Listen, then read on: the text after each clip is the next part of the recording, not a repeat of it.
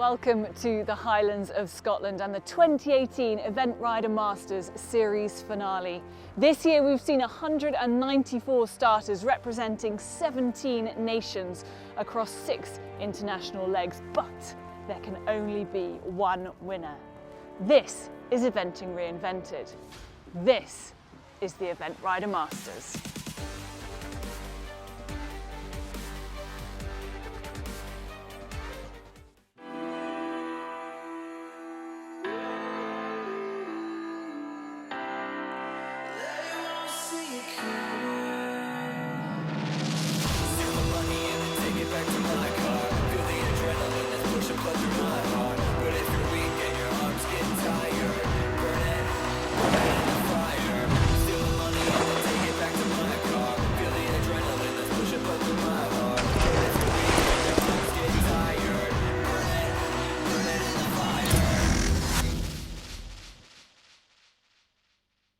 Welcome back to beautiful Blair Castle, situated in the heart of Scotland on the southern outskirts of the Cairngorm National Park. Dating back to the 13th century, the seat of the Dukes of Atholl provides a stunning backdrop for the 2018 Event Rider Masters Series finale and all 3 phases of competition. Yesterday, it was all about the dressage. Today, it is all about the jumping, and this afternoon, the thrills and the spills of the cross-country action up on the Blair Hills. It promises to be a really exciting finish to the 2018 Event Rider Masters Series, and we will be crowning not only the leg winner, but the 2018 Series champion will be crowned. It's pretty grey here, it must be said, at Blair. The weather has certainly set in. It's got worse since the show jumping this morning.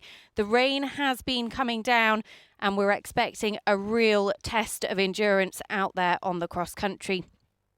It was Oliver Townend 2 years ago, and actually he won the leg here at Blair en route to that series title. Gemma Tattersall, 12 months ago, she secured her title here at Blair Castle. Who will it be in 2018? Chris Burton leads at the moment. We're going to find out pretty soon. I'm delighted to say, joining me in the studio for the cross country, Elizabeth Power and Byrne from Equa Ratings. Is it excited to get your take on the cross country? Yeah, and I'm very happy to be sat in here commentating on the cross country this afternoon. It's grim out there, but no, I think we're in a very exciting competition in store, and you know, it's all about cross country. It's all about the unpredictable and people having to deal with the conditions. And we're hoping you've got your calculator to get those series leaderboard points to us as soon as possible. Absolutely. I'm here to be the other side of it and say it's all about the predictable and try to make sure we can work out what's going to happen. Well, of course, it is leg 6 of 6 this year. We've had 5 legs already. The pendulum has been swinging between a number of the top riders. Let's take a look at the story of the 2018 Event Rider Masters. Leg 1, Chatsworth, Derbyshire. New rivalries ignite and old ones burn bright. Laura Collett and Mr Bass were strong to start, but the power of Piggy French and Quarry Crest Echo prevailed on an all-female podium with Sarah Ennis and Izzy Taylor. Leg 2, Wiesbaden, Germany.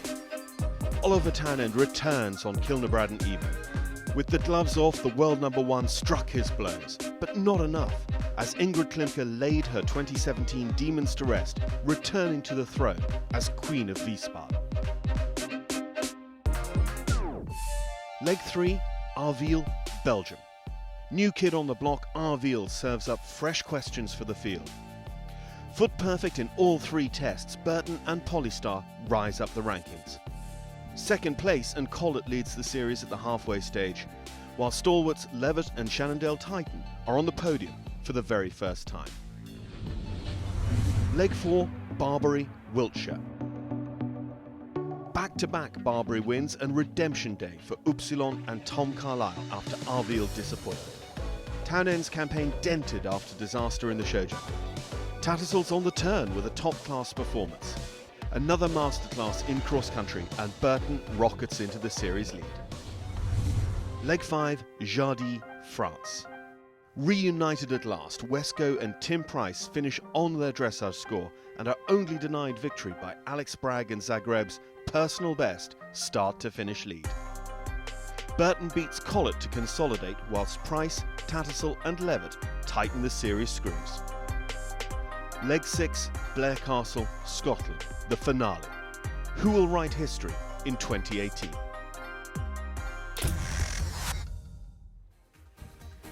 Well, as we've said, the conditions here at Blair Castle have been pretty grim throughout the day, and they're really going to play their part on this afternoon's cross country. 3,930 metres in total, 6 minutes and 54 seconds, the optimum time that will be awaiting those in series contention. And of course, it is Chris Burton. As we have just seen, he is the man to beat. Everybody is chasing him. He's 10 points clear of Laura Collett in second place, and actually she had 2 poles down in the show jumping. We'll come on to that a little bit later on.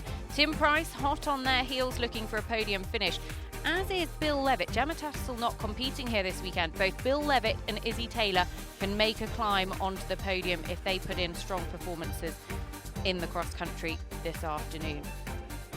So the question on everybody's lips is, can Chris Burton hold on? Will he be our 2018 series champion? It must be said, is it the cross-country conditions, they're going to be tough, but he is one of the best cross-country riders in the world. Yeah, and I don't need Dearm sat beside me to say I'd be putting my money on him in these conditions, in any conditions really. You know, he is one of the best in the business, and 6th or better for a guaranteed win. I think he has to be odds on at that. Absolutely, and actually that would be with Laura Collett or Tim Price winning as well. They've not had the easiest of times so far. He's actually leading the 3 of them in the leg standings as well.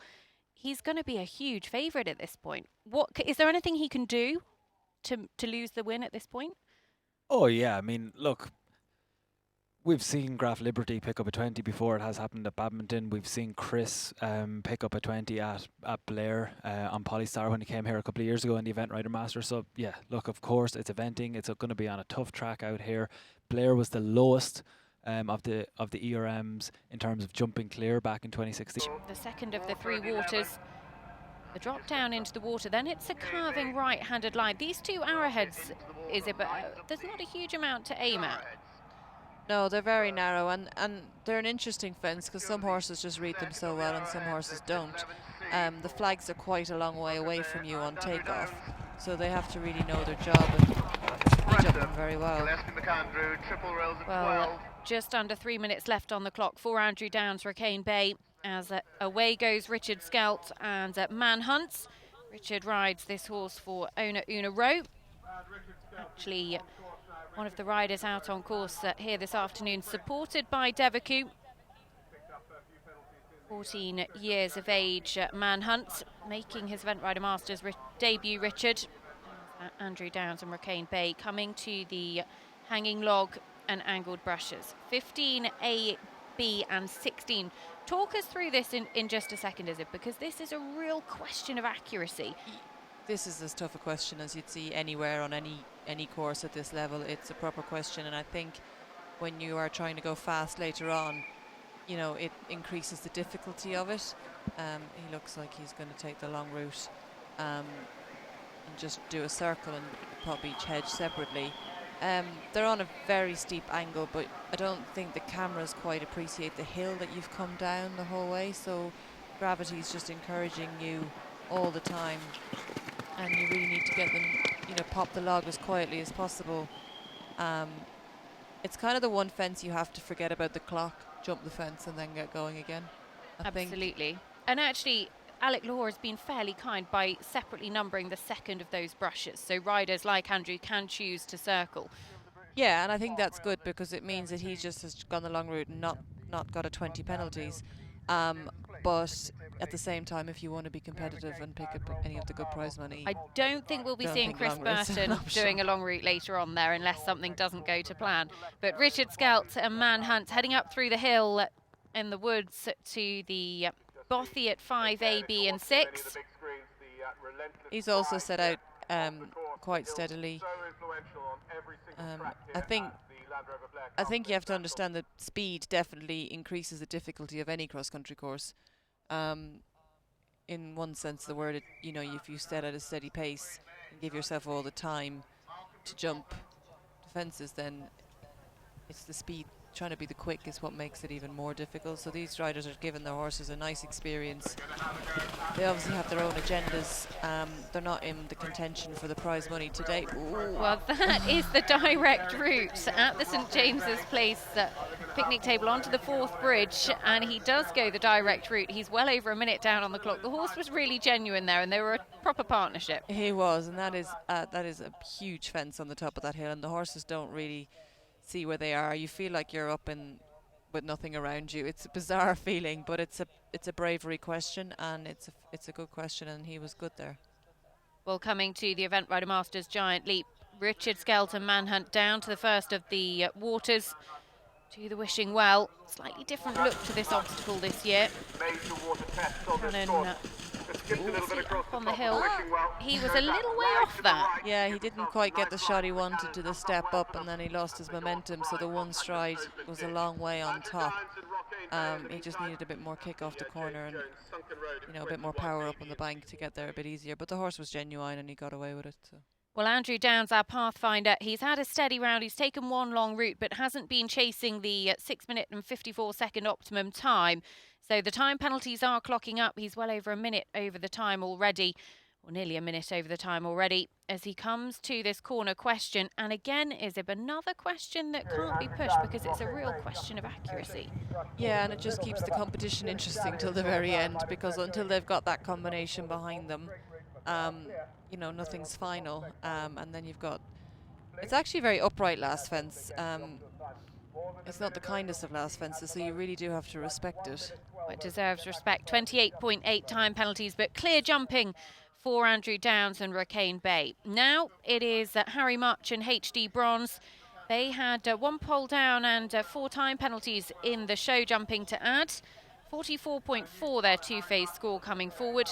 And actually this a horse that could give us an early indication of the time, although Harry doesn't look to have set out that quickly. But this horse was the only one to make the time across the country at Podium International a little bit earlier on this year at the end of July. And that was against the likes of horses such as Ballamore Class, the Burley winner from last year, who was a couple of seconds over the time. So good form, but Harry making his Event Rider Masters debut, only 21 years of age, and perhaps riding pretty sensibly for the conditions. Absolutely, and this is only their 4th CIC 3-star. Jump clear in 2. They did pick up a 20 penalties at Barbary. Not the ERM 3-star, but in the normal CIC 3-star there at Barbary. So I think it's a sensible start for a new combination to the level. Well, Richard Skelt Manhunt at the hanging log and angled brushes. We'll see if he's going to take the direct route here. Is it? Oh, I wasn't. He does. Good horse, because I mean, I wasn't even sure where he was going at the start. Very honest, and the horse clearly, when he was just put in front of it at the last second, knew where he was to go. And to be fair, the brush on top of those is pretty forgiving. Yeah, it is, but it still makes it a more big fence in front of you. Like it's a big jump. The brush is obviously, you can go a bit higher with the brush. You know, it's a decent question. That horse was very honest.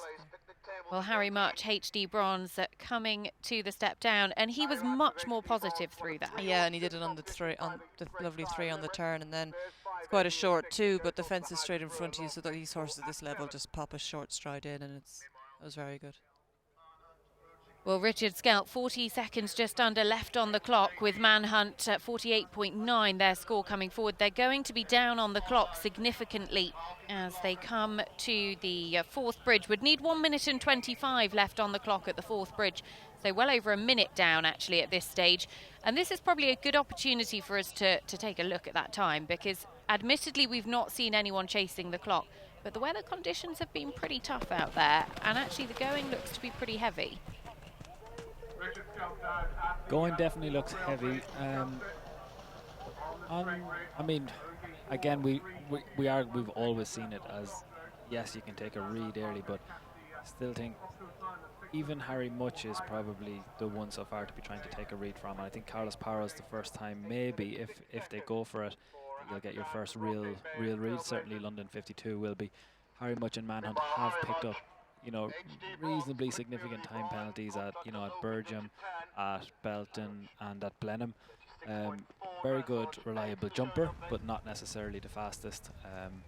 So I wouldn't be necessarily using this as your time. No, and I don't think the horses that we've seen, you know, they've all set out very steady to start with, and if you want to make time around a CIC 3-star anywhere, you have to set out with a purpose, and the time gets away on you, so it becomes very easy to be a minute over if you set out like that. Well, Harry Much, the fastest we've seen so far with HD Bronze, comes to the Rock at 13. And actually, he is down on the clock, but not as much as we've seen some of the other combinations. So he is going to give us a better indication of that time. As next away, it is Tom McEwen. Tom rides Royal Roxy. Combination who picked up an 8 from the show jumping to come forward with a score of 42.2. Tom, of course, en route to the World Equestrian Games with Toledo to Cursor a little bit later on this year, as Richard Skelt well over the optimum time of 6 minutes and 54, but clear jumping with Manhunt, so he's just got to clear the last, and he'll be coming home with a clear cross-country jumping round in his Event Rider Masters debut. Completes with 88.1. Ooh, Harry Much just having to get his line right as he comes to these angled brushes. And actually, I think that might be a bit of a last-minute change of plan. Yeah, he definitely didn't get the control he needed straight after the log, which is, you know, the hills is a lot more in real life than it seems on the TV screen. I walked up it, trust me. I can account for that. And even if you have the control before the log, if they pop the log big, they can be away from you again. And he just made a very sensible decision. He knew he wasn't going to get the line right, and he was as quick as he could about going the long way. Well, we get that view of him again, and the second that we've seen of the 3 to go through that combination to just play it safe. The final element separately numbered, so Harry well within his rights to turn the circle, hadn't presented at that final obstacle, so will be unpenalised, just wasted a little bit of time. As Tom McEwen and Royal Roxy head away from the gate and flower box at 4A and B. And Harry Much gallops on to the Bothy and the this is just bridge. We were talking about it now. The stamina, the hills are out of the way now. You're on flat ground till we get home. Now, interestingly, Harry took a pretty tight line through those Christmas trees in there. Yeah, I saw that done yesterday in the normal CIC 3-star, which if you're trying to save time, I mean, you've got to take every shortcut you can. But that's where, you know, you can make up time if you've got enough if you've got enough left in the tank, and if you've got a quality horse. And you know, even the ones on the more foreign horses are going to have to be clever and save what they can till they get back on the flat ground, and then try and use the horse. Well, Tom McEwen, you just got a real glimpse of how much that rain is coming down here as Royal Roxy comes down to the Event Rider Masters Giant Leap at 8. And hails a cab, but Tom to be 12 seconds down on the clock at this stage of the competition. That'll be the quickest we've seen so far. Looks like he's set off a better pace than the others. And now that I'm sat in the studio, it's quite fun to watch them ride in the rain. You know, all the Event Rider Masters I've been watching. Oh, well, Harry takes the rather larger point of the first brush corner, and just is one of those to run out at the second element. As we said earlier, it's a real question of accuracy, and unfortunately his line wasn't quite right, and he pays the price.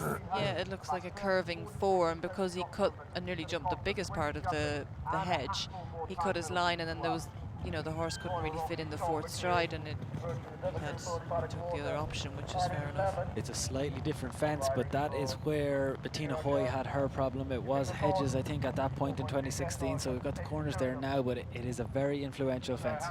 Well, Harry Much completes on his Event Rider Masters debut, 84.8. He'll finish inside the top 20. Tom McEwen, well, Royal Roxy, you can really see, is travelling the quickest of those combinations we've seen so far, rather rattling the triple rails.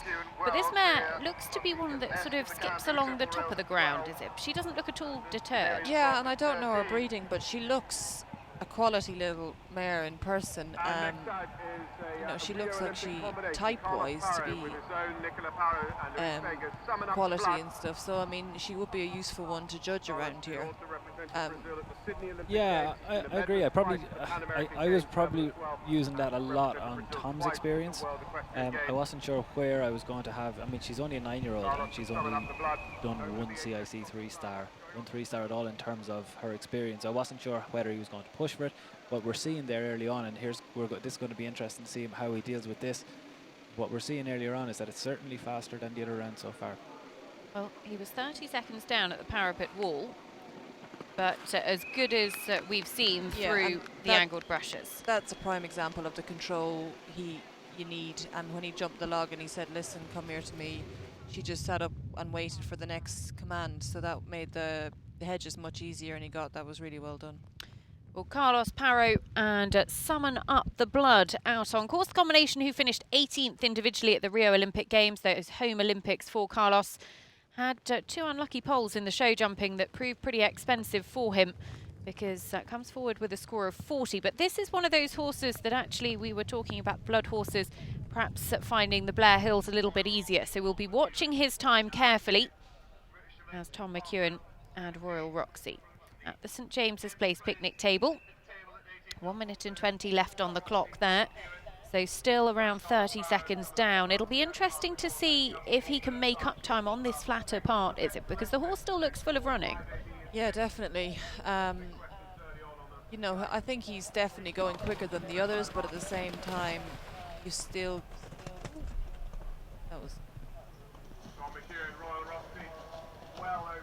That was nicely done. She looks brave and careful. She looks a really nice type. She's pretty feisty and can be pretty feisty in the first phase, but so far so good for Tom out on course. Carlos Parro, Summon Up the Blood, heading up through the hills to the Event Rider Masters Giant Leap. You like an interesting stat for the nerds? We always love an interesting stat for the nerds, Derm. Go for it.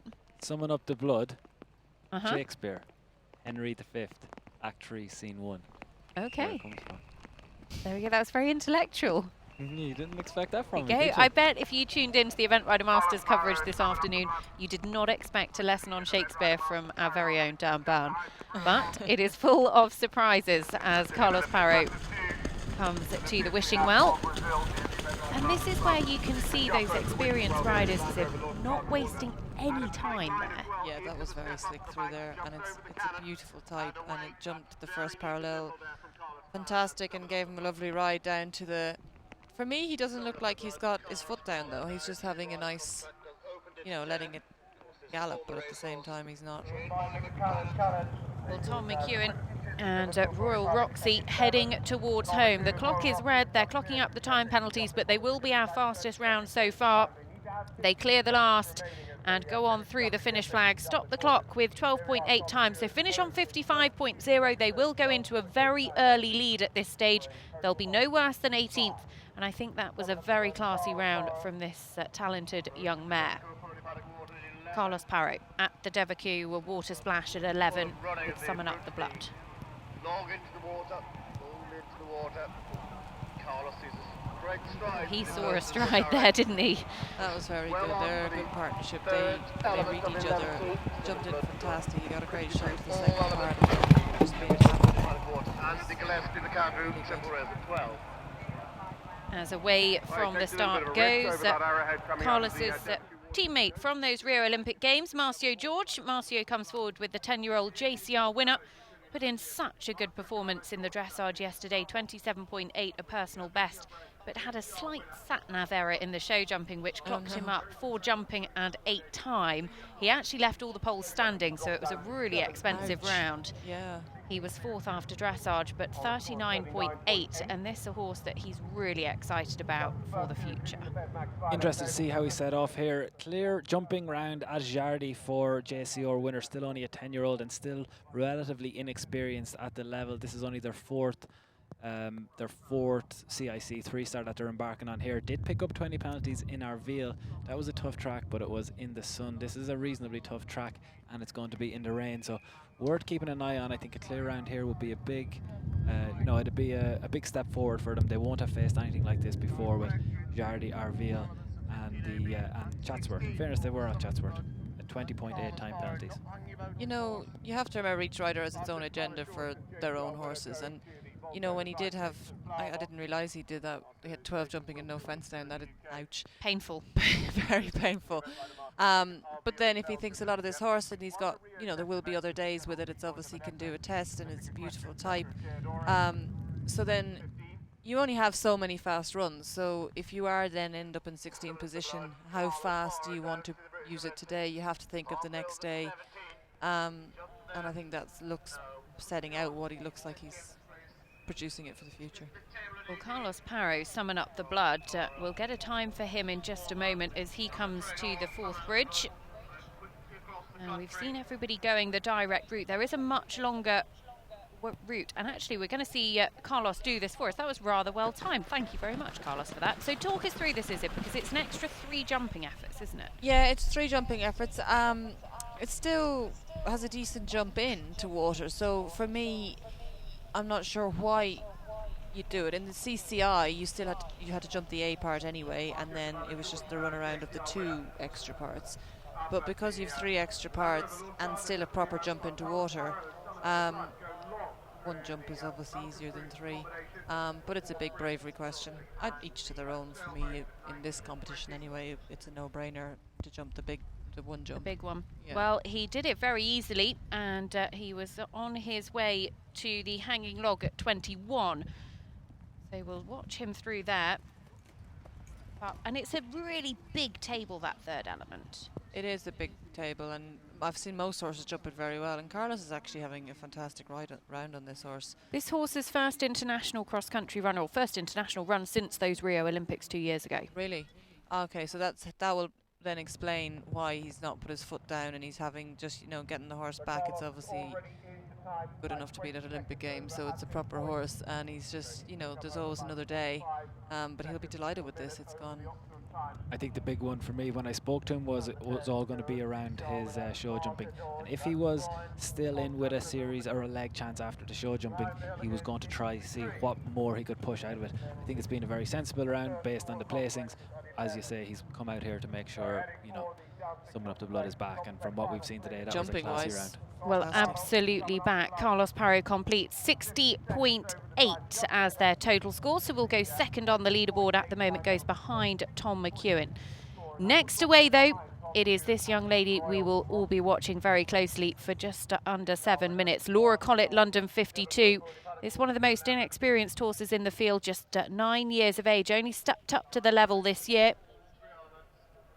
And she is away from the start, clear of the first. So had a little bit of a moment of inexperience perhaps in the show jumping, 2 poles down. But we'll be watching Laura very closely, and she will need a clear round for those series points. Marcio George and JCR winner, making the run down towards the parapet wall at 14. It's like a little speed bump, really, because it's not a very big fence, but it just slows you up going down the hill, and you have to give it respect. And then you turn left. And the other fence, fence 15 in this, the landing is higher. The 14 parapet wall. Okay, so the landing is actually quite a lot higher than the takeoff. So I don't think horses are expecting it. It's quite a funny jump you get there. Well, Laura Collett, London 52, 36.5 their 2-phase score. This horse, a real galloper, was only a couple of seconds over the time in Arville as Marcio, JCR winner, just running into problems up at those angled brushes at 15B, and then unfortunately not able to make the 16th. I'm almost certain this is where they had a problem in the Event Rider Masters. It was Coronel MCJ and Marcio George. It was Same the fence? same place, yes, slightly different fence. But It was the skinny brushes. You know, he just didn't get the shot he wanted going over the first part, and it's incredibly difficult when you get the shot you want, never mind if you don't. And the horse just didn't read where it was going, and you know, it just didn't happen. There was no badness there. There was no, you know what I mean? It was just an unfortunate situation that he didn't get the shot he wanted, and the horse didn't really read the fence and know where he was supposed to go, and that's that's down to experience. You know, the longer these horses are in these competitions and they just learn to jump through the eye of a needle, but when they're younger they don't, and that just takes time to produce. Well, Laura Collett easily through that combination. We'll come back to her for the water in just a moment as Marcio George and JCR Winner come down to the fourth bridge at 19. It'll be interesting to see Marcio's route here because this horse not overly experienced, and actually Brazilian teammate did take the longer route. But Laura Collett, London 52 at the Giant Parallel. This horse very scopy. Laura, it's a beautiful horse and it really jumps. And the interesting thing is here, while Laura's leg competition is kind of out of it after the show jumping, she's still, it's not over for her. Not at all. She is right in it for the series. She currently sits in second on the series leaderboard. So do her and Tim have their own little competition going on, really? They absolutely do, and they want to put the pressure on Chris Burton as well, because Laura's on 86 points, Tim Price is on 81 points. But and even the second and third prize money is what's... goes down the line. They'll be wanting to finish up on that series podium. JCR Winner, Marcio George, coming into time penalties already, and of course carrying those 20 penalties from that earlier problem up at the angled brushes. Yeah, if you set off not flat out and then you have a problem, I mean, the time totally gets away from you then, and you get into the water. Numbers of time falls. Well, Laura Collett, London 52, get the triple brushes there, nice pat down the neck. Laura giving this 9-year-old a really confidence-building run across the country. That's a difficult fence, and they're jumping it really well. Like the usual thing, television does nothing for the difficulty of the cross-country courses, and when the horses go through the combination so easily, you question what the difficulty is. Just in terms of where the horses that we're looking at the moment, JCR Winner and Laura Collett, where they are in terms of the leg, I actually wouldn't be ruling anyone out of a leg contention, even after the show jumping down that far. You're about 23.5, you're about 23.5 seconds, so let's say 24 seconds on the cross country between each other. And on a day like today at Blair, I think we're going to see time penalties rack up for a lot of the combinations that we have to go. Well, Marcio George completes 97.8 his total score, but this has been one of the most challenging fences so far. Laura gets a good turn, Izzy. Yeah, couldn't be better the start of it. You just knew by the turn and the line that you could see, and then the horse just knew exactly where it was to go. Made it look very straightforward. Yeah, it just makes life so much easier when they listen to you and they let you tell them where to go.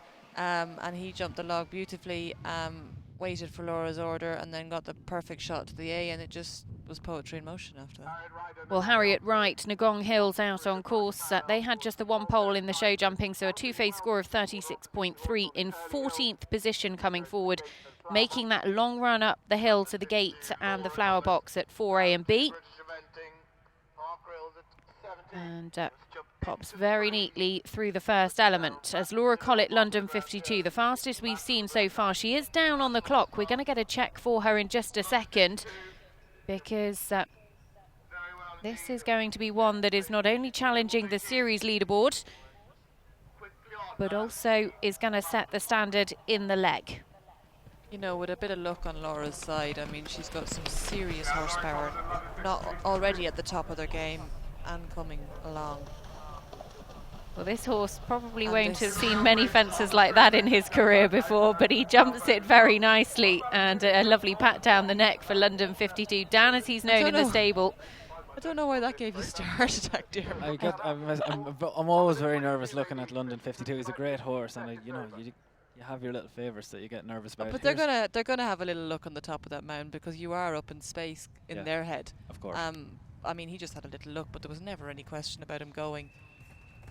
And I mean, if you've got Mr. Bass and then this is what's coming behind, the future looks bright, doesn't it? Exactly. Well, Laura Collett heading towards home. We'll come back to her in just a moment as Harriet Wright, Nagong Hills, 36.3 their starting score as they come to the first of the three waters. 13 seconds down on the clock here, quickly clear of the first element. And we'll go to the step up. One stride to the cannon, gets a little bit away off that, but goes clear as Laura Collett London 52. This is the last major question. She needs to jump this clear. She manages to do so, and she can kick on towards home now. The clock is red, those penalties are ticking up, but Laura Collett, London 52, is going to put the pressure on the series leaderboard as she clears the last, scrubs through the finish, and 46.5 is her score. She's guaranteed herself a top 15 finish, which means she's guaranteed herself an addition to her series points. Absolutely, we're going to be tracking those, but I think that's the first of the rounds that we've seen as a big, as a time marker for those fast horses still to come. Yeah, absolutely. And I mean, I was so impressed with how that horse jumped the last combination, because, he's gone quick enough. And the height and shape he was still throwing, like he hadn't flattened out like a normal horse cross country. He just looks absolutely phenomenal.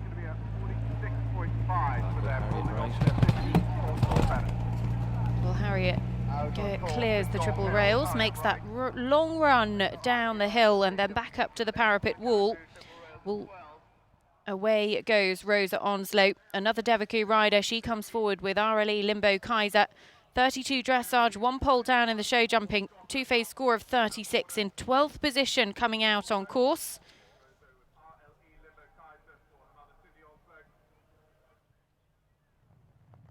Well, a long run up the hill for Rosa Onslow, RLE Limbo Kaiser.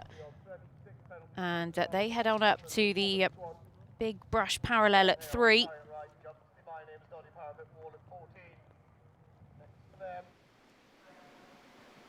Here we've got Harriet coming down to these angled hedges. She started off well, good turn. Oh, and just had a bit of a wobble through the first one, and very, very clever and quick the horse was to chip in the third stride. Very honest.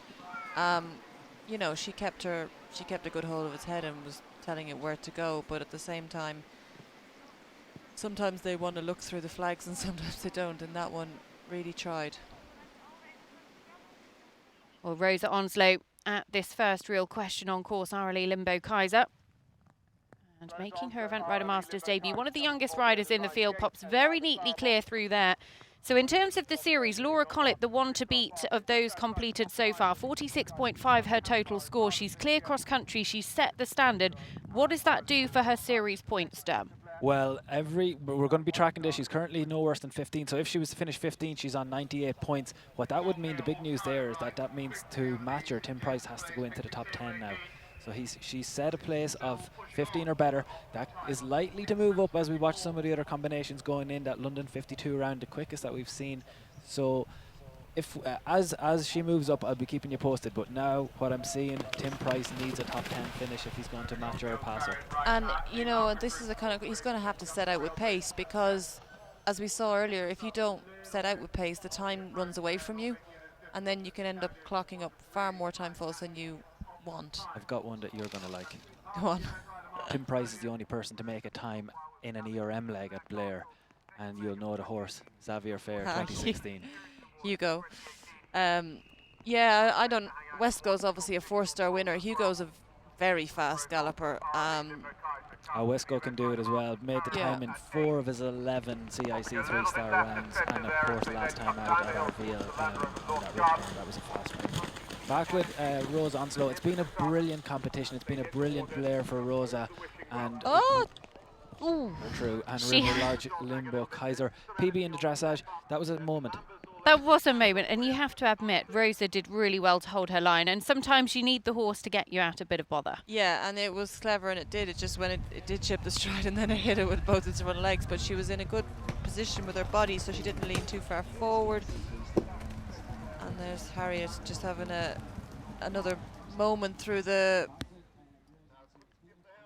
Well, Harriet Wright had 24 seconds that she could have had to let the clock run over. So Laura Collett is actually going to be climbing. We're going to keep a really close eye on this, because Harriet Wright comes home and 14.8 time penalties, 51.1. She goes behind Laura Collett, and Laura Collett will be 14th or better.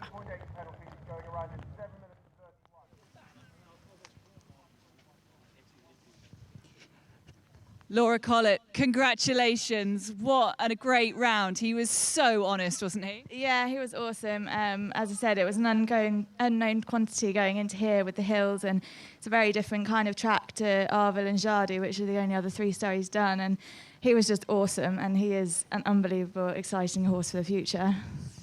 You're not going to stay at the top of the leaderboard for the leg because there's plenty more to come, but we have to talk about the series. What do you think your chances are of hanging on to second? Pretty sure I threw that away in the show jumping, but look, I'm really happy with him, and you know, I've only had young horses apart from Mr. Bassett Chatsworth, so I'm very proud of my horses and roll on next season. Absolutely, bring on 2019. Thank you very much. Well, fighting talk from Laura, and she will be watching the next few nervously. Kate Rosher-Smith away clear of the first 4. As Rosa Onslow, Aurelie Limbo Kaiser coming to these challenging brush.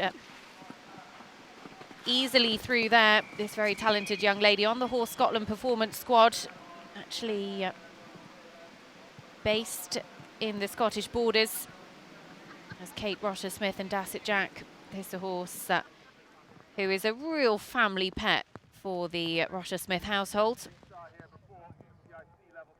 I love seeing a horse gallop cross country with his ears pricked, and he looks like he loves his job. She's not pushing him overly quickly, and he's in his rhythm. But you just love to see an expression on a horse's face like that, because they just love what they're doing.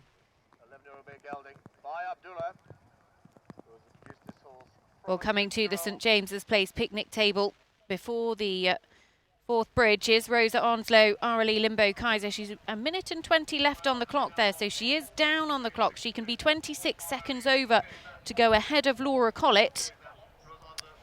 And I think she's going to be pushing to do that, especially looking like she's heading for the long route. Yeah, she looks like she's going the long route. Limbo Kaiser doesn't seem to seems to get a bit fussy with his head when she tries to set him up for a fence, and that's why she's had a difficult ride in places. But actually, the further it's gone, the better it's got, and that was good. It was very good at the angled hedges as well. Well, Rosa Onslow, Aurelie Limbo Kaiser, the clock is still green, and she's got a good amount of time, and it looks to have a good amount of horse left under her here, is it? Yeah, plenty of gallop. I think where they're losing their time is because it can certainly gallop, is just the setting up for the fences. The little bit of arguing, you know, that just takes the time. That the easier they are to adjust, the quicker you can be. And they haven't. He's put in the extra stride there. Just little things like that. They all add up on the time. Well, Kate Rosher-Smith at the giant leap before the water with Dasset Jack. 17 seconds down on the clock already for this combination here. But ears pricked as they come to the step up, and neat and nimble through there.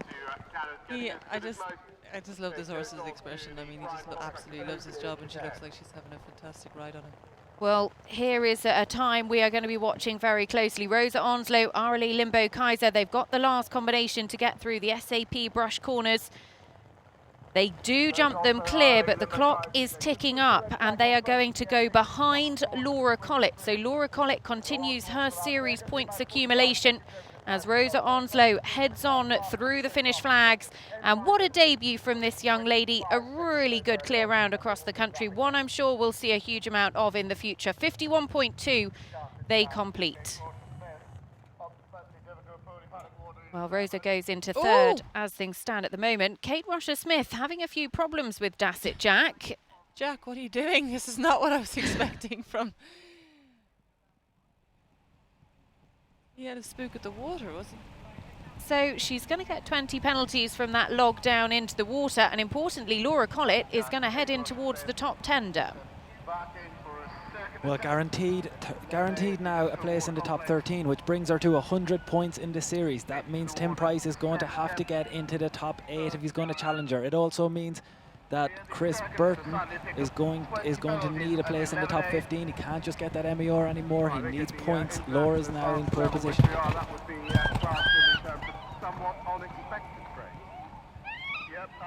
Well, Kate Rosher-Smith and Dasset Jack carrying those 20 penalties from the water up at the Devaku water splash.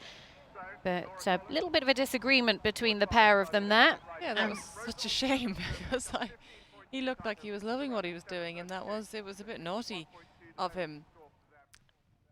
Well, next to go will be Janelle Price, Cloud Dancer. 34.5, this combination who were on the podium here 12 months ago. Now, I imagine that Janelle has set out from the start with orders from husband Tim that she needs to go ahead of Laura Collett to help his series course. Yeah, I'm sure they'll be doing everything they can to help each other in this situation. You know, this is a tough track for Cloud Dancer. He's fantastic. Oh! Well, Dasset Jack, Kate Rosher-Smith running into more problems, their second problem out on course, this time at those angled brushes. And we've seen 3 or 4 caught out there now, so she's going to come round the longer route, but Dasset Jack runs past again. That's their third problem out on course, and that'll be elimination for Kate and Dasset Jack. So that, unfortunately, ends their challenge here. Yeah, they just didn't look like they had the security in the turn for the first hedge, and Jack took the easy way out. And then, you know, he clearly, when he's gotten away with taking the easy way out, he's decided it's raining and he doesn't want to play today. Cloud Dancer and Janelle Price on track. Retired at Arville and they also didn't complete at Wiesbaden. So 2 ERM legs in 2018. Cloud Dancer still on a bit of a comeback. It was 2016 really when we saw that good cross-country form. So Janelle will be hoping that they can get back on track today with a clear jumping round. I expect that's what her goal is. Whatever we think about series, whatever we think about placings, there's no doubt that Janelle and Cloud Dancer today is a day for them just to try and jump clear. Not an easy place to do it, particularly in the rain.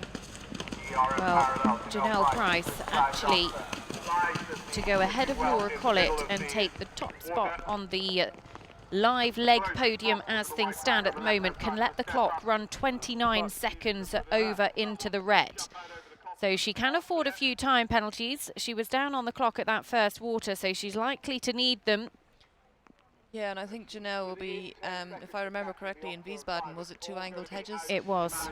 That he took a disliking to, and you know, when you've had that already in the season, it's always in the back of your mind, you know, when you come across the same combination again. He's actually won his last 3 national events on the bounce, so he has been back out, but not at this level since. So it is still a real question mark for Cloud Dancer and Janelle Price. I mean, I think the questions in this course are a question for you no matter in what form you come into the competition in. You know, if you've been on a great form or not, they're difficult questions. Very good through there, and he looked very straight and on his job today. But you know, that's why that's why it's a difficult day, because you know, those angled hedges, anybody on any horse on any day could have an issue if they didn't get the approach. Well, here is husband Tim following Janelle out on course with the Wesco. This combination actually won here at Blair Castle back in 2013. That was the long format 3-start. So they know these Blair Hills very well, and they come forward on 34.3. Very unlucky to have the last pole in the show jumping. And this is going to give us a real indication of that optimum time. You can already see Tim set out like he means business. He's got his foot down on the accelerator. Izzy, one, is that time achievable? And 2, how close do we think Tim can get to it? Well, we know it's achievable because one person made it yesterday in the normal CIC 3-star, and it was the same time and same course. But you know, that was a very fast round. Tim definitely can do it. Oh, she'll be delighted with that. That was really well done. Never blinked left or right, did he? He was very straight through there. Here we go, Westcote. This is the second of the big series contenders. We've seen Laura Collett. She's locked in 12th or better. She's now over. She's 101 points in the series. Well, what does that mean? It means Tim Price is going to have to finish if he wants to pass Laura Collett. He's going to have to finish in the top. Let me check. I think it's going to be 8. I think it's actually 7. He's going to have to get into the top 7. So how do we do it? We can't afford jumping penalties. That's a given. He's going to need to be really fast. Not really fast, but he's going to need to be consistent and fast. Not much time at setups. How's he set off? It looks very good to me. The difference about Wesco and Tim is he looks so easy to set up, so they won't be wasting much time. You know, that he can keep coming to his fences. It doesn't go really fast and really slow. It just looks in a very good rhythm the whole way around, and that's huge. Well, Janelle Price and Cloud Dancer just had a bit of a clash with the string. 22 seconds down on the clock as they come to the fourth bridge. Well, not taking any chances there. And we're going to be watching their time really closely. 22 seconds, Nicole. Is it 29 that they had? They can beat 29 seconds over the time to go ahead of Laura Collett. And I mean, Janelle is really trying to shave those seconds, just tries to shave in a little bit too close there.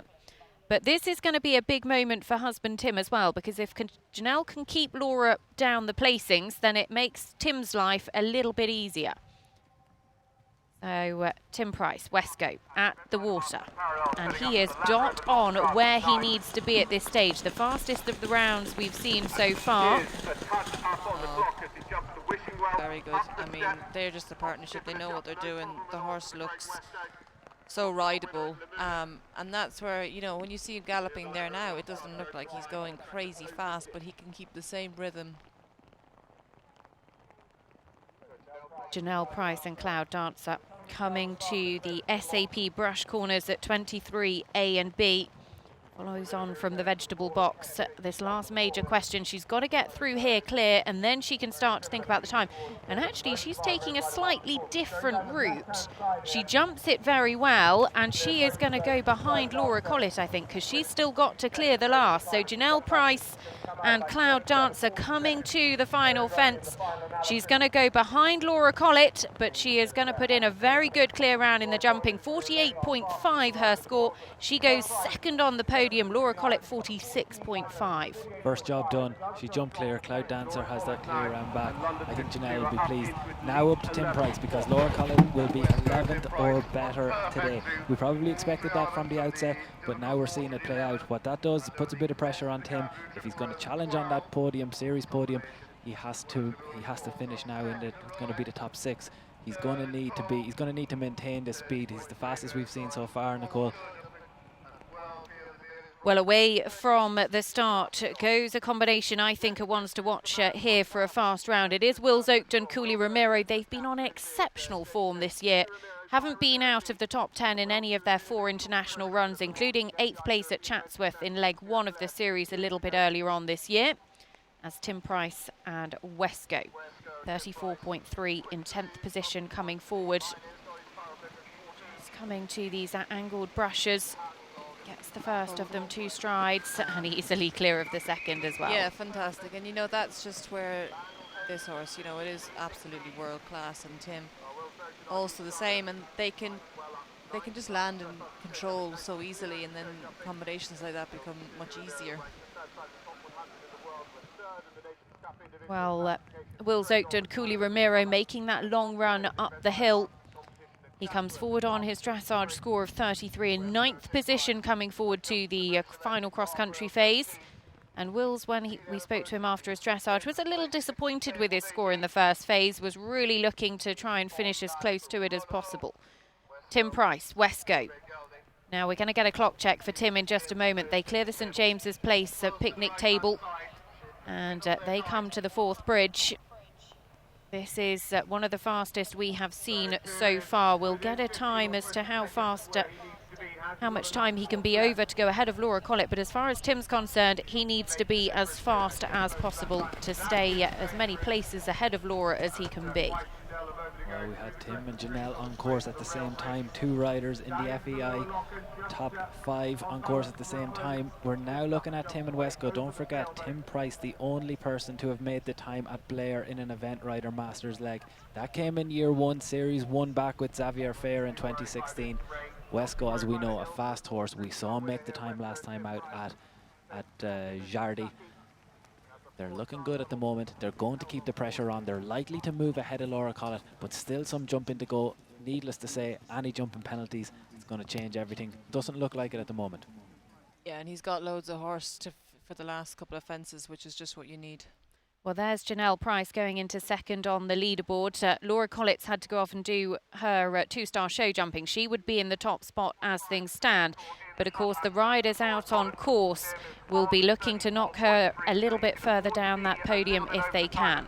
Wills Oakton, Cooley Romero. 9 seconds down on the clock as they come to the first of the waters. So a little bit slower than Tim Price and Westcote. Yeah, Wills has set out, he set out with a lot of purpose. Well, Westcote, Tim Price, the clock has turned red. He is kicking on towards home. Those time penalties are ticking up. He just needs to clear the last and he should go ahead of Laura Collett.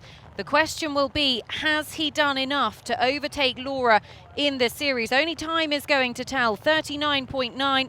He guarantees himself a top 10 finish. Guarantees himself a top 10 finish, but it's still going to depend if he's going to have to keep climbing up, and the fact that Laura's now so close to him, will there be enough places in between them? You probably need 3 or 4. I think it's 3 clear places that we're going to need to see between them. I don't, well, it's a bit early to call it, but just sub 40. Will people squeeze into that 40? The 46.5 window. Small gap. I think they've both put in excellent rounds, but Collett may have done enough. We'll be keeping track on that because there's still some excitement to come. Burton needs more than an MER now. He's going to need a place in the top 15. Graf Liberty, I mean, everything we've seen would suggest he's going to be able to jump this. He did have a problem with Hollister a couple of years ago. Graf Liberty has picked up a 20 once at badminton, so top horse. This is one I'm looking forward to. Izzy Taylor, Derek Cassino. Fast round at Arville, Nicole. Very fast round in Arville. They were second in the normal 3-star there. Izzy, one of the best cross-country riders in the world. And this horse, only an 8-year-old, but is really talented. Actually went very well in Le Lion d'Angers for the World Young Horse Championships last year. Took the individual silver medal there and really is motoring over the first 2. Yeah, she seems to start out quite quickly, so I think that'll be a very good time one to keep an eye on. They were clear inside the time at Arville. They were 4 seconds over at Le Lion back in that 7-year-old class in 2017. They were clear inside the time at Osberton, and that was still only as a 7-year-old there in the young horse class in the 2-star. Izzy, great to watch. One of the most experienced, 163 CIC 3-stars. Only Townend up there who can go and challenge her on experience. So an experienced rider, a young, inexperienced horse, but a great pair to watch. Well, Izzy is certainly motoring at the early part of her round. You can really see that she is chasing that clock of 6 minutes and 54 seconds. 32.7 her starting score as she comes out. She won the series finale in 2017. That was with Be Touchable. As Wills Oaked and Cooley Romero. We're going to get a clock check for Wills in just a second. He is down on the clock. The question will be how much. He can afford to be 16 seconds over the time and still go ahead of Tim Price. And if he is a little slower than that, he could be one to slip in between Tim Price and Laura Collett. You know, we've been talking about the series leaders every time Wills has been on. He's actually given this horse a great ride. He's been so smooth through the combination. He's being as quick as he can make this horse go. This horse looks quite lazy, so I think Wills is definitely working harder than Cooley Romero today, but you know, he's given it a great ride. And he took the longer route there but didn't waste a huge amount of time. So Wills Oaked and Cooley Romero heading towards the final few questions on course as Izzy Taylor absolutely flying, going to the giant parallel, coming down to the water, and she is the quickest we've seen so far. Yeah, she didn't take a pull there at all. It just looks... Oh! Yeah, she made it happen. She got the job done. Well, back to Wills, just looking at his form, I mean, it's really, really good form at CIC 3-star level. As a rider, Will, 19 from 20 at the level. He's jumped clear, 95% jumping clear rate. He's 5 from 5 at now Blair cross country, about to go 6 from 6 in terms of jumping clear. He has been in the top 5 here before. And of course, Cooley Romero as well, 5 from 5 now at CIC 3-star level, jumping clear. That's a good record at CIC. We're talking about top horses. Anyone can have a problem. He's been very, very reliable and consistent. Yeah, and the interesting thing about this horse is it looks, you know, Wills is having to work really hard, but he was having to work the same level of hard from fence 1 to 2. That it, you know, I don't think the horse is as tired as it might look. well, this means that Wills Oaked and Cooley Romero goes behind Tim Price, goes behind Laura Collett. So he comes home with an excellent jumping clear round, but Laura Collett and Tim Price both secure themselves a top 10 finish here. And it is Tim Price who is currently sitting on top of the podium, a podium that includes 2 prices, in fact. And 39.9 is the score to beat. Izzy Taylor, Direct Casino. They're the next combination that can come home ahead of Tim Price. Could Izzy put in a serious challenge for a podium finish here in the 2018 Event Rider Masters Series finale? If you are just joining us here at Blair, then stay tuned, because we are into the final 8 riders in the cross country. In the studio with me, Elizabeth Power and Dan Byrne from Echo Ratings as well, with all of the inside numbers on that series contention. We're yet to see the series leader, Chris Burton, head out on course. Izzy Taylor not wasting any time with Direct Casino through the angled brushes. No, she was very quick through there, very quick through the turn, and then landed and moved straight away. I mean, she's not wasting any time anywhere. So Izzy has just over 2 minutes left on the clock. 32.7 is her total score. It is Tim Price who is going to the top spot on the podium. He's on 39.9. We're going to have 2 prices on the podium. Tim taking his way to the top spot. He's done all he can do. All he needs to do is sit and wait. Wife Janelle congratulates him. Tim Price looking likely to finish on the series podium, but the position is still to be decided. And he's got a bit of a wet bottom, but the rain has certainly been coming down here. Can he hold on? That's the question we want to know. It'll be interesting because Izzy does look quickish. Well, we've got 2 for the price of 1 down here. There it is. That's the line, isn't it? Timbo, well done. Great line. I think you can close the doors now. Business hours are over. This is good, Janelle, isn't it? We could put Otis there and we'd be about sorted. No, Wesco was brilliant. He soaked it up, the rain and the going and everything that was thrown at us, the course. I think it was still achievable to be competitive out there, and gave it a good go, and everything came up so well. But it's just so fun to have him back, and he just finds it easy and makes me look good most of the time. So He certainly did a lot of what you asked for him to do. How was the going out there?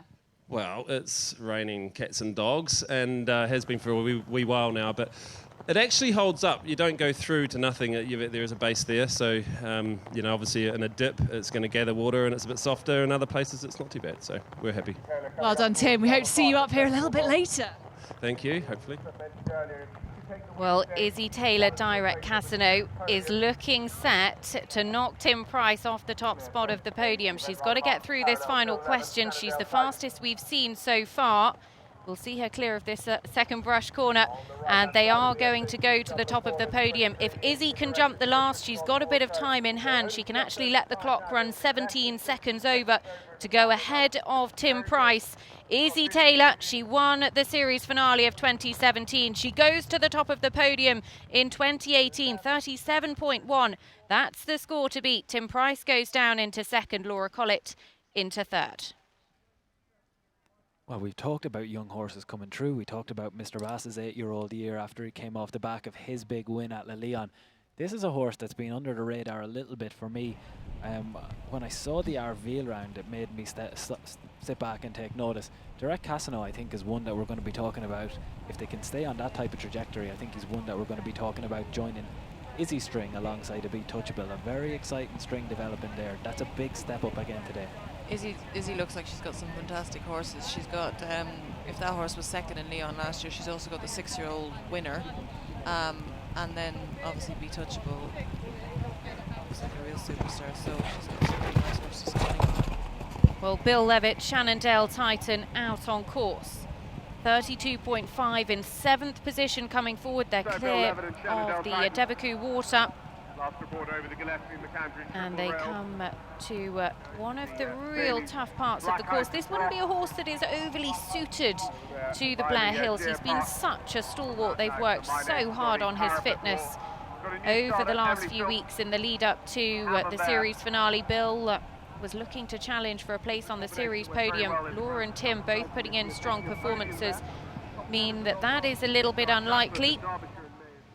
But Bill Levitt, Shannondale Titan, coming to these angled brushes. and he can actually be 11 seconds over the time to go ahead of Izzy Taylor. I think, though, he's going to be struggling. Yeah, I don't think 11 seconds around this course is a lot, especially when we saw how quick Izzy was, and what was she, how many seconds was she over? You know, I think they're going to be up against it to be less than 11 seconds. She was 11 seconds. Yeah, yeah, you're right, of course, because Direct Casino, yeah, from a travelling speed point of view, it definitely faster. Shannondale Titan, this is actually their 30th. Struggled with that one. Their 30th CIC 3-star. That's more than any other horse in the field by about 10 runs. Hugely experienced, huge servant for eventing, for Bill, and for the Event Rider Masters generally. So it's great to see them. I would think you're both right on this, in that the time is likely to add up. Let's keep an eye on it. The first big challenge, as we all know, when we're looking at these points, he's got to jump clear. That's what we'll be looking at first. Well, I know you're going to be looking at a speed check now, but he doesn't look, if he's down now, he's down, because he doesn't look like he has enough horse to make up time. He mightn't go further down, but he certainly won't make any up, I don't think. The one thing I would say, this is looking like a round. He's not going to be able to challenge the lead of Izzy Taylor, but he could be one that goes between Tim Price and Laura Collett. So we're going to be watching that penalty score really closely as Bill Levitt and Shannondale Titan head towards the penultimate real question on course. As away goes Emily Phillip and Camembert. It's a combination who put in a flawless clear round in the show jumping, 31.5 in 6th position overnight. I saw this horse she jumped just before me today in the warm-up, and it just looked incredible. So when I heard the music blaring for a clear round, I wasn't surprised at all. It jumped. Did I tell you my fact about them? No. They've never had a pole. Internationally. 20 runs, every level. Wow. Not great. And I mean, well, I'm glad I can still spot them in the warm-up. You can still spot them, yeah. Well, Bill Levitt is pushing towards home with Shannondale Titan. The clock is going to turn red. He's going to start ticking up those time penalties. He's not going to be able to challenge the lead of Izzy Taylor. Could he get himself into a podium position as things stand? Or will he go between Laura Collett and Tim Price in the standings and actually make that a bit more of a competition in terms of second and third places on the series podium? 46.5, that's the number you're looking at. 46.5. If it goes above 46.5, it's a big, it's a help for Collett. She keeps climbing. It looks like it's going to. Well, Bill Levitt, Shannondale Titan, the time penalties clock up. He guarantees himself a top 10 finish, but 48.1. That means that Laura Collett and Tim Price, still nothing separates them, which really does help Laura Collett's series challenge for second place. Yeah, the further we go, it definitely looks like it's playing into Laura's hands in relation to how many people are going to slot in between them. Back to Emily Phillip and this fantastic jumper. She's given it a right go. She's looks to be very quick. It's all gone so far so good. Well, away goes Victoria Panitson and Sally Bullen's 15-year-old Borough Pennies. It's a combination who were really quick in Arveal actually when they finished 5th, just 1 second over the time there, 31.3 their starting score. And this mare has been really on her toes up here in Scotland all week. She'll be looking to put a foot down on the accelerator out on course. As Emily Phillip and Camembert clear through the angled brushes, 31.5. But here is Izzy Taylor. She's going to knock Tim Price off the top spot on the podium, and he will go down into second. So she's going to take great pleasure in that, no doubt. How long can she stay there? She won the series finale in 2017. Will she win it in 2018?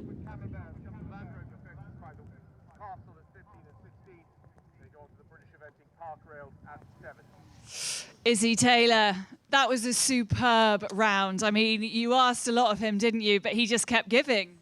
Yeah, I was very, very pleased with him. He's only 8. He's a very exciting horse. He wasn't expected to come here, so he probably hasn't done the hill work that I would have liked to, but he, like you said, just kept giving everything I asked he gave. You got exactly the same time as Tim, but obviously your points put you ahead of him. I mean, pretty nice to know you're as quick as Tim and as quick as Wesco. She's up there with us. We're getting there. It's plodding along. We'll get there one day. Well, we knew you were quick. Yeah, I mean, like I said, delighted with the young horse. It was a big ask and very, very pleased with him. Well, you said you liked the rain. You were certainly right. Yeah, very good. Thank you. Well, Victoria Panitson and Borough Pennies through the combination at 5 and 6. Izzy Taylor top of the podium, but Emily Phillip is coming for her because the fastest we have seen so far, Camembert, has been absolutely motoring. 31.5 in 6th position. Coming into the cross country, she's still got over 40 seconds to get home. She can afford to be 13 seconds over the time, and this is looking likely to take over the top spot. What a performance this would be. 17.2 time penalties at Chatsworth, so I didn't see it going this particularly quick. 4.4 at Bramham and 4 penalties also at Burton. Camembert, what a performance this is going to be if they can put these 3 legs together. Well, she comes to the final combination. She's still got to clear this, and she's taking the right-handed option. Second of those corners, she gets it. This is the fastest round we have seen so far. Emily Phillip and Camembert, they've just got to clear the last, and they should go to the top of the podium. They clear the final fence. They're going to stop the clock, the fastest that we've seen so far, some 6 seconds over, 33.9. She guarantees herself a top 6 finish. She's likely to climb closer to the podium. What a performance from this young lady. You know, and really well deserved. I mean, they were flawless in the show jumping. This horse just looks an unbelievable jumper, and she went out there and she gave it all, and it's catch me if you can, because, you know, yes, there's a few ahead of her, but their scores are not significantly ahead of her, that if any mistake or foot off the gas, you know, she's in a very good position to climb. Oh! Well, living dangerously, Victoria Panitson and Borough Pennies, but she gets away with it, and 31.3 their score at the moment. So Pennies is coming up to almost 20 runs at CIC 3-star level. Hugely experienced horse, very well known in the eventing world, and this is their first time at Blair. now, she has 6 seconds. She can let the clock run into the red to go ahead of Emily Phillip. Is the mare quick enough? She's absolutely quick enough. I mean, I think we saw it at our Veal. You know, they even jumped an extra fence and still were only 1 second over on a day when only 2 people made the time. So Borough Pennies is quick enough. I think, as Izzup's been talking about across the afternoon, a lot of that is about momentum, and a lot of it is about rhythm. You know, not breaking your rhythm, coming to each of the fences. And I think maybe for me, we've seen just a little bit of uncertainty at some of the fences. They'll be quick enough in the galloping stretches, but I mean, here's a moment now. Well, you see the mare's scope as she jumps that first. She's growling at her as she goes. Effective, Izzy. She got there in the end. I do think, you know, I know you're very much a stats man, but it's very hard to compare the speed on top of the ground at Arville on firm ground to what we're seeing today. You know, it's definitely a different situation. You know, when they can be quick enough on that kind of ground doesn't necessarily mean that they can be quick enough on today's ground. Well, this is the man we've been waiting for in terms of the series. Chris Burton and Graf Liberty. He is the series leader. He's 96 points up, locked in for him. He needs to put in a strong performance here this weekend. I hope your calculator is going, because we're going to be looking at where he needs to finish as things stand at the moment. Laura Collett, Tim Price already putting in very strong performances. Well, keep it simple. He needs to finish in the top 15. He essentially needs to jump clear. Jumps clear, and I think he takes the series, but that's no guarantee at the moment. Still plenty of questions for him to go, but we'll be getting back to Graf Liberty in a moment. Here we are with Borough Pennies. Completely agree, as you know, on the ground, particularly even at this venue, when you look at how many people have actually made the time here, I think it's only 9 people since 2008, and actually 5 of them came in the same year in 2010. And only one person has ever done it in the Event Rider Masters? Correct, that's Tim and Xavier Fair. So, I mean, absolutely, no matter how fast you are, and this boy here, fastest in the world, very fastest in the world rider, he didn't make the time last year, and it probably wasn't even as wet as this. He was 1 second over. So, couldn't agree more. I suppose a wet Blair, you wouldn't be expecting too many of them to be inside the time. I think this is going to be very interesting to see Berto's tactics here, because he's got 2 things to worry about. He knows now he has to jump clear and finish to win the series. But then how fast does he go in relation to the leg as well? Because he's the fastest of the day we've seen so far to the first water. Well, Vittoria Panizon and Borough Penny's 31.3 in 5th place coming forward. And it is going to be Emily Phillip who goes ahead of her, because Vittoria could only afford to be 6 seconds over the time, and that clock has already ticked past that. So Vittoria Panizon and the lovely flying grey mare Borough Penny's head on to the final fence. There'll be plenty of ERM super grooms working hard to get the mud off these horses at the end of competition. It is going into 8th place as things stand. 41.3, Vittoria Panizon and Borough Penny's. And they go between Tim Price and Laura Collett, as Chris Burton, Graf Liberty, looking really cool and calm and collected across the country. Very quickly clear of the triple rails that run down to the parapet wall. 30.9 his starting score, in 4th position. So can he make it onto the podium? He was on the podium here 12 months ago. He finished in 2nd position, and he could not only top the series podium but the leg podium here as well. Lots to watch for Chris Burton and Graf Liberty. At the moment, it is Emily Phillip who is the one to beat. She's taking her place at the top of the podium. 33.9 her starting score. Emily goes to push Izzy Taylor down into 2nd, as Chris Burton through those angled brushes. So Emily Phillip out in front. Izzy Taylor goes to 2nd. Tim Price goes to 3rd as things stand at the moment. But Emily Phillip, the fastest of the day we've seen so far. That was some performance from this lady. Emily Phillip, not only did you make your 20th international with no poles down, you also got the quickest time of the day. That was sensational. So far. I could see Chris Burton flying around there, but yeah, he was incredible. I was just daring myself not to take a pole. So yeah, a bit scary, but he was just incredible. Congratulations, Emily. We hope to see you up there a little bit longer. Yeah, let's hope so. Thank you. Well, Chris Burton and Graf Liberty are looking full of running as they come to the 4th bridge. Let's take a clock check for them, because I'm feeling that this could be another Chris Burton masterclass to go inside the time. He's 7 seconds up on the clock, so he really just needs to leave the clear jumping field in his wake as he goes on to the last couple of questions. Graf Liberty really reliable in the final phase. It was tactical by the Burton team to bring him here. It's the first international that we've seen this horse run across the country in 2018. But here is Oliver Townend in 3rd place with Kilnabrad Nevo after the first 2 phases. Easily clear of the drop and the bothy at 5 and 6. Well, Chris Burton he is looking like he is going to be knocking Emily Phillip down into 2nd. I mean, he seems to make it a habit of this now. And he does it in a way that he never looks like he's going so fast. I think that's what, as other riders always marvel at.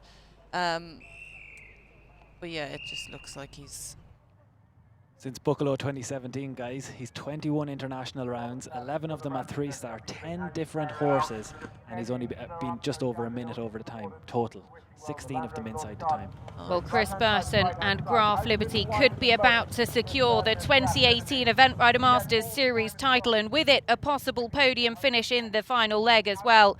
He clears the last. He's going to stop the clock inside the time. Chris Burton, Graf Liberty, 30.9.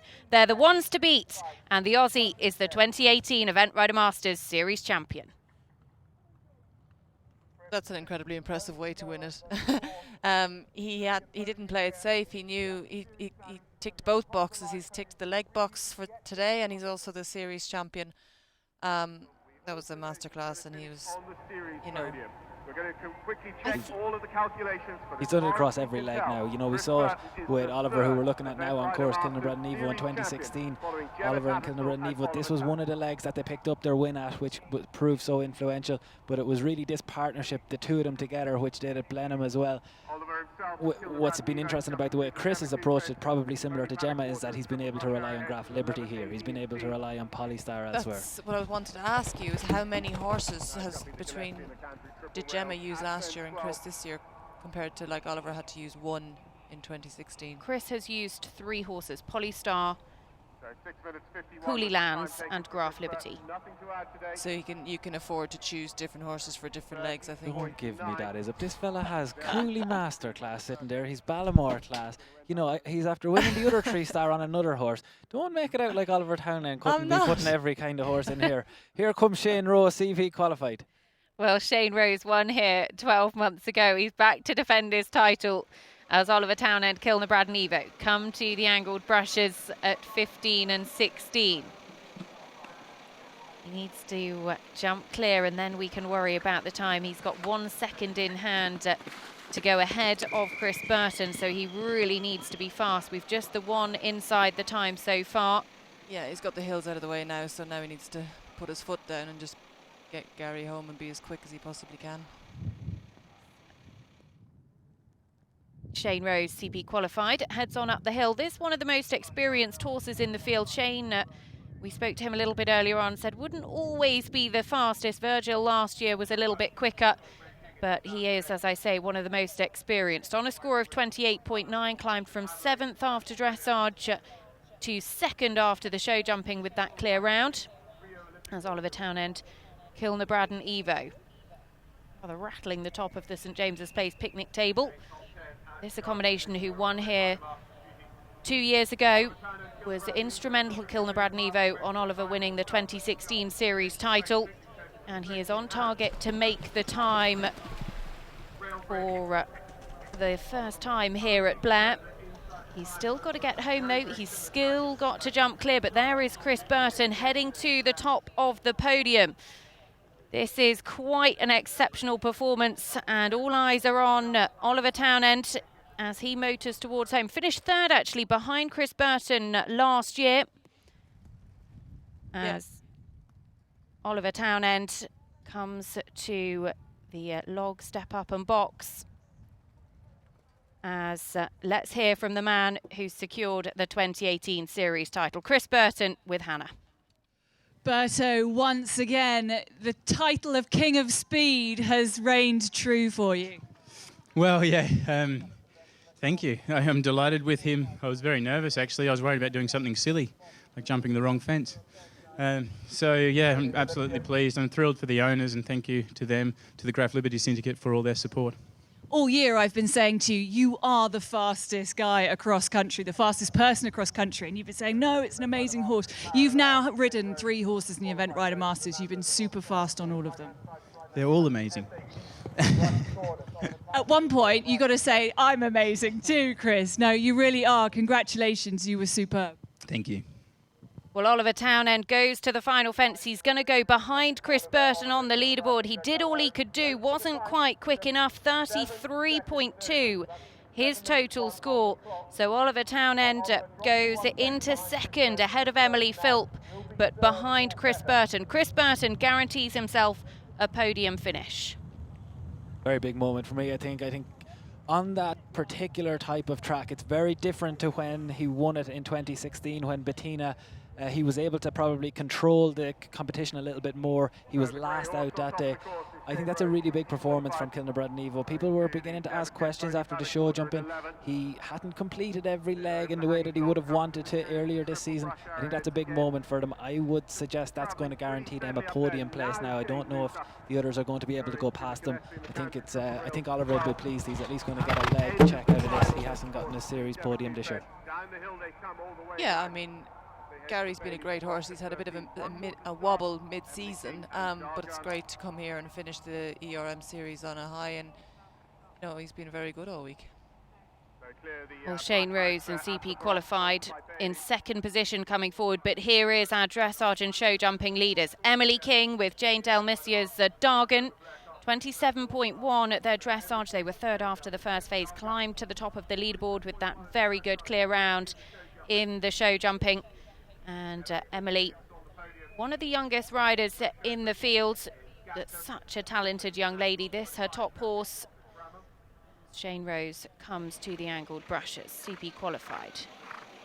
We'll do a clock check on him very shortly, as he easily goes clear through there, and he is pushing towards home. Now Shane Rose can be 4 seconds over the time and go ahead of Chris Burton. He managed to go ahead of his fellow countryman here 12 months ago when they took the top 2 spots on the podium. Can he do it in 2018? Before we get to the next clock check, Durham, can either of these beat Christopher Burton? Can either of these beat Christopher Burton to top the podium? No, I don't think so. Christopher Burton now the only one inside the time. I've been looking at the numbers. He's done that 10 times already, where at CIC 3-star level on 10 different horses, he's been the only person to make the time. We're about to make that 11 as far as I can see. CP qualified, probably like Shannondale Titan, not necessarily perfectly suited to wet hills at Blair, but he's doing very well at the moment. But I would expect the time penalties to come up a little bit, and he doesn't have a whole lot to play with. I think probably keep an eye on the podium number. 33.9 is the number I'd be keeping an eye on for both Dargan and CP qualified. Well, Shane Rose, CP qualified through the water, as they go on to one of the last major questions. Emily King and Dargan. Emily's put her hand up. She's actually calling it a day and retiring out on course. So that means we are going to have an Australian winner here at Blair Castle for the 2nd year in a row. Emily King pulling up out on course as the final combination to go. So that means that Shane Rose and CP qualified are the only ones that can deny Chris Burton the win here at Blair. You're going to be hoping, we'll be waiting for news to come true. Everyone's going to be hoping that Dargan's okay. It's not a normal situation that you'd pull up when you're in such a competitive placing, so you'll be hoping for good news coming from there. In the meantime, is a Pew talk us true? Yeah, especially so early on. She was only at fence 4. Well, we're waiting for confirmation from the ground jury, because Oliver Townend potentially 50 penalties for missing a flag at the final combination.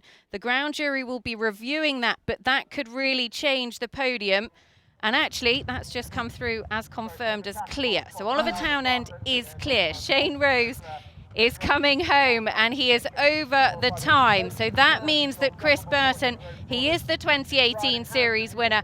He is the 2018 series final winner as well. But Shane Rose, CP qualified, still a really strong combination, and they come home for a top 5 finish, 38.5. So the Australians have been on fire here. My goodness, what a finish it is. A Chris Burton win. Oliver Townend second. Emily Phillip gets on the podium and completes the top 3. The 2018 Event Rider Masters Series final, has given us everything we could have asked for and more. Yeah, huge performance. And you know what? All those boys up at the top, we've seen Shane Rose winning. He was the champion here last year. We've seen lots of victories from Burton. We've seen lots of victories from Townend. I think it's brilliant that we've actually got Emily Phillip onto the podium. I think that's a big special moment for them as well. Absolutely, and their performances over the last, has been. They deserve to be there. She went out there. She meant business. She put it up to the boys. Oliver and Shane delivered, and well, we have seen a masterclass of cross-country riding this afternoon. The 3 on the podium have delivered in every single phase. Oliver Townend taking 2nd spot. He's been on the podium here at Blair the last 3 years. He's taken every spot on it as well. And what a deserved finish for each of those 3 competitors, because they've been in incredible form in what has been testing conditions here at Blair. So the winner of the 2018 Event Rider Masters Series finale here at Blair is Chris Burton and Graf Liberty Dum.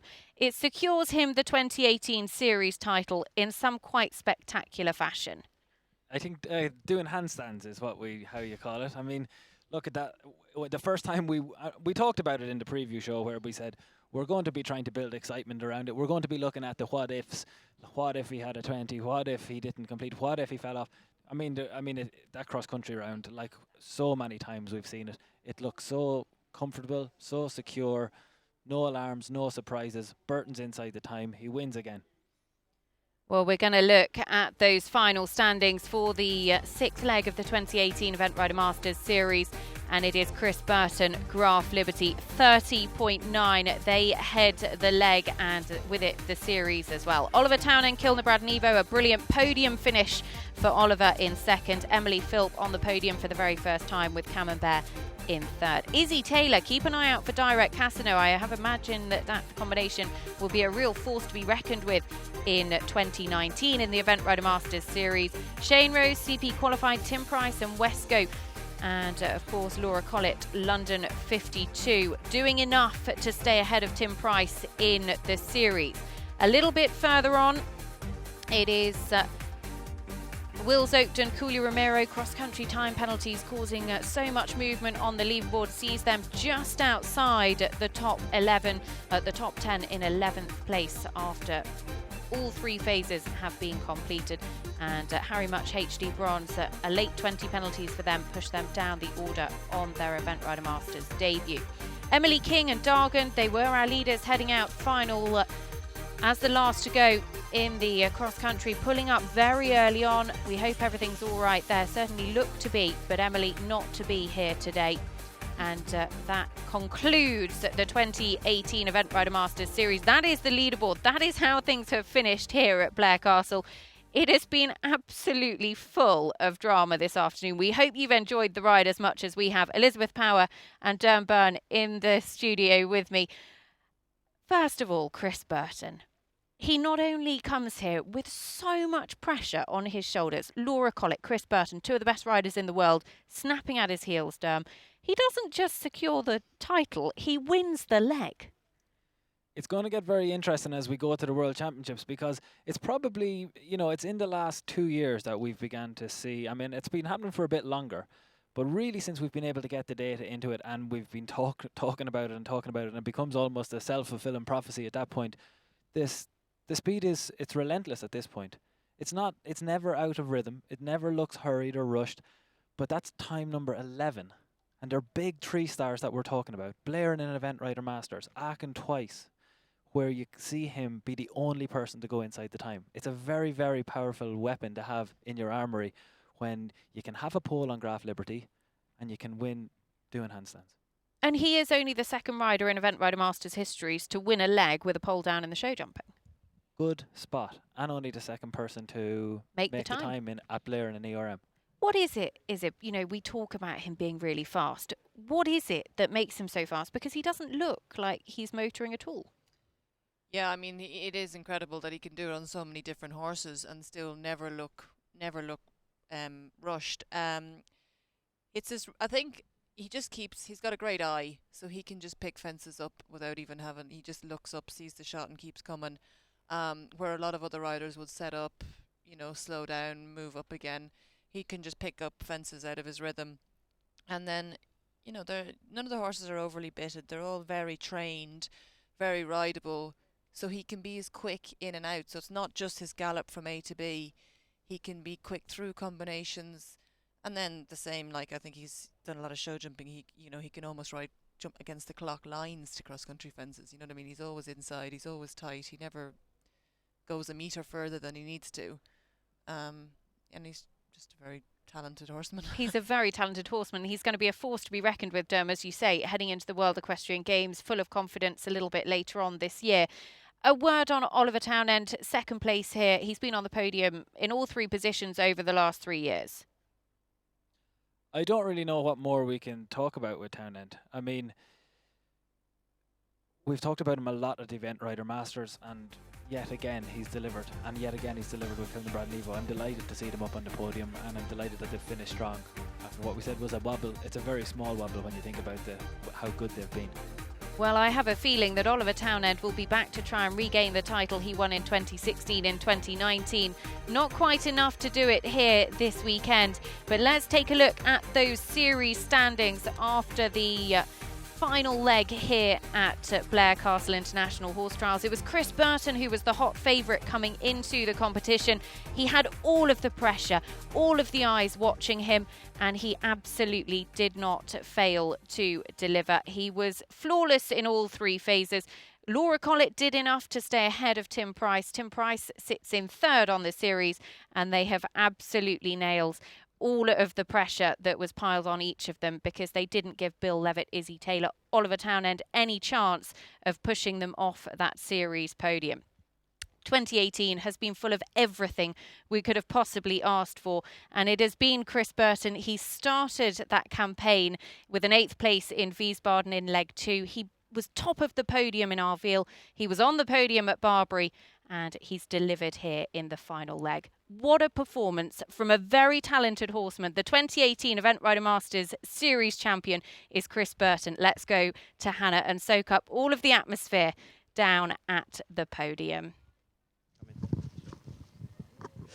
Well, what an afternoon it has been. In fact, what a year it has been. Emily, I'm going to start with you. What a weekend you've had. You know, you had an amazing test in the dressage. You got your 20th international show jumping round with no poles down. I mean, that is astonishing. And then you whip round that cross-country course, making it very easy.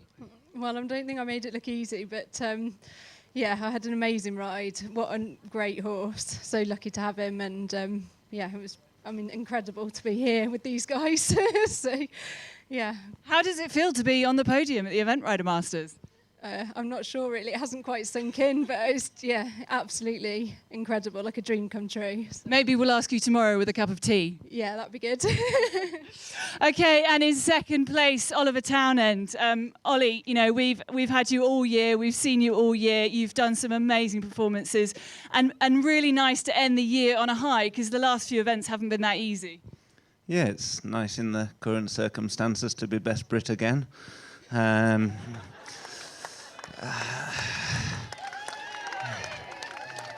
I doubt the selectors have a TV or a computer, but we'll... Anyway, no, look, I'm just thrilled for the horse and thrilled for the owner. He's, you know, everyone says he's had a wobble, but who wouldn't after 2 years of such consistency? And he's very special. He hasn't got the gallop what possibly he needed for this sort of terrain. But he dug deep all the way, and as you saw, every time he landed over a fence, he picked himself up, took a deep breath, and galloped to the next. And you can't ask for more than that. And to finish second in this series, in the final legs, very, very special. Well, we've loved having you here this year, Oliver. We hope to have you back next year. Thank you very much.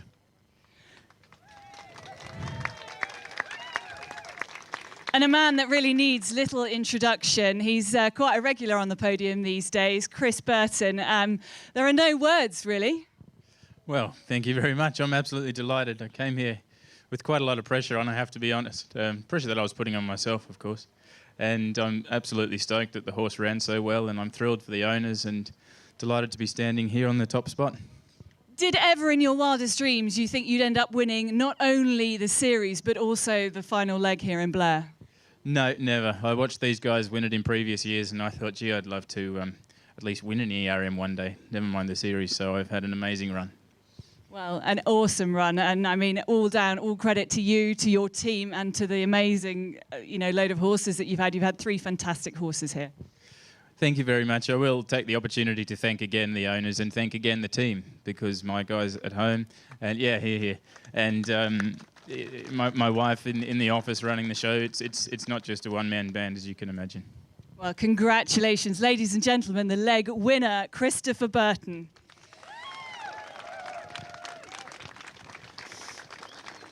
And now, ladies and gentlemen, welcome to the official prize giving for leg 6 of the Event Rider Masters 2018. To present third place, please welcome Chris Stone, founder of the Event Rider Masters. Receiving prize money of £8,000, riding Camembert, owned by Nigel and Mitchell Phillip. Nigel, which is Emily's father. Representing Great Britain, third place, Emily Phillip.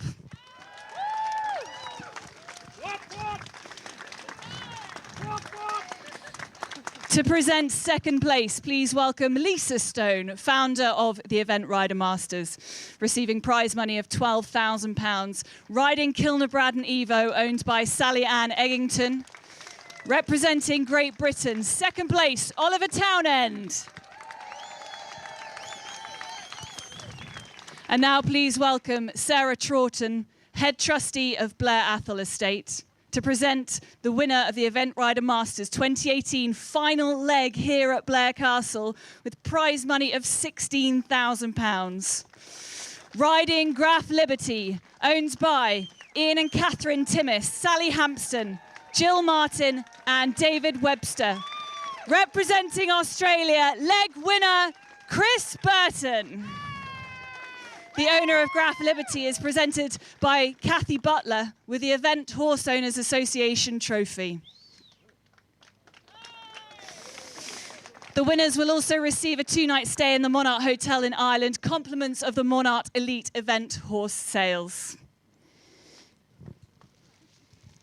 Ladies and gentlemen, once again, your leg winner, Christopher Burton.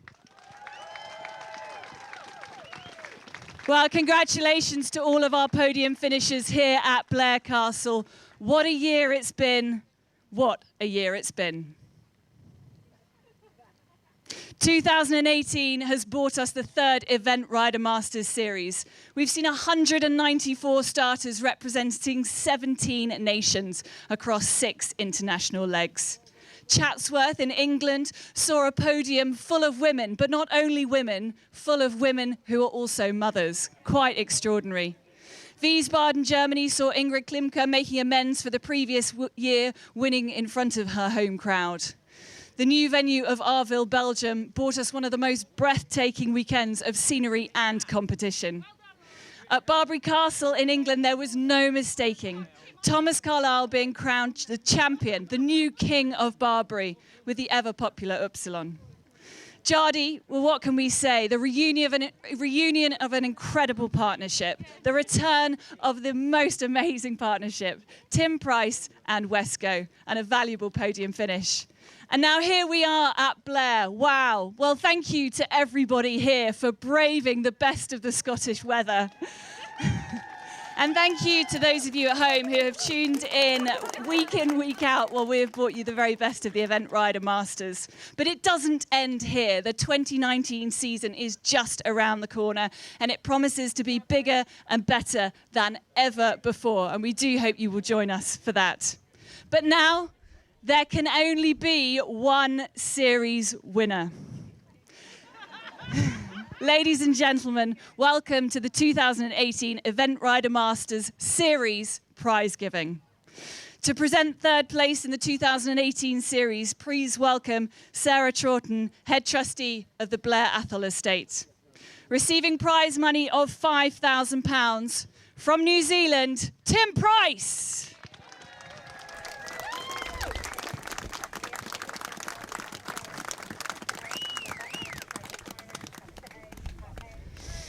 To present second place in the 2018 series, please welcome Chris Stone, founder of the Event Rider Masters. Receiving prize money of £15,000 from Great Britain, Laura Collett.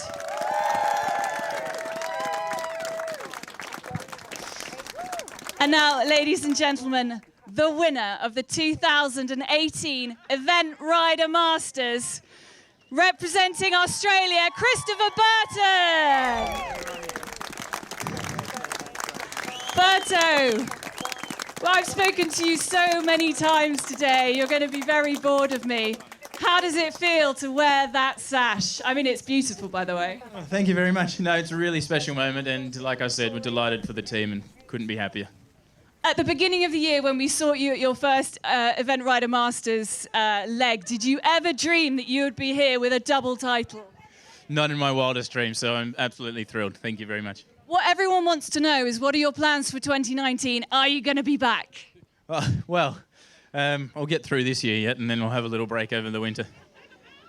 You always give me so much. Thank you so much, Berta, and congratulations. Thank you. And now, To present first place, please welcome Lisa Stone, founder of the Event Rider Masters, presenting prize money of £30,000 and the Event Rider Masters Cup. Ladies and gentlemen, your 2018 Event Rider Masters Series winner, Chris Burton.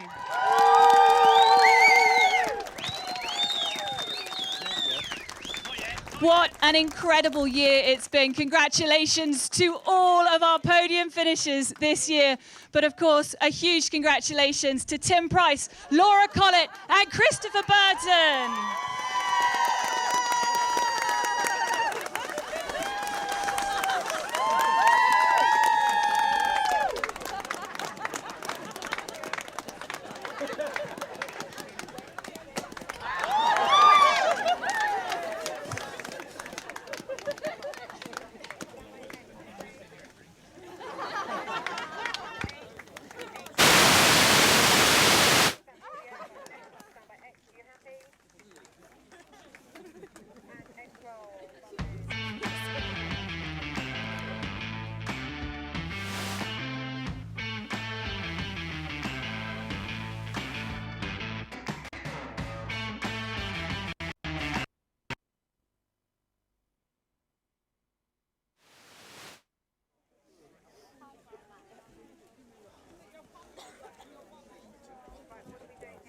I'm going to look forward to a day with so much of that.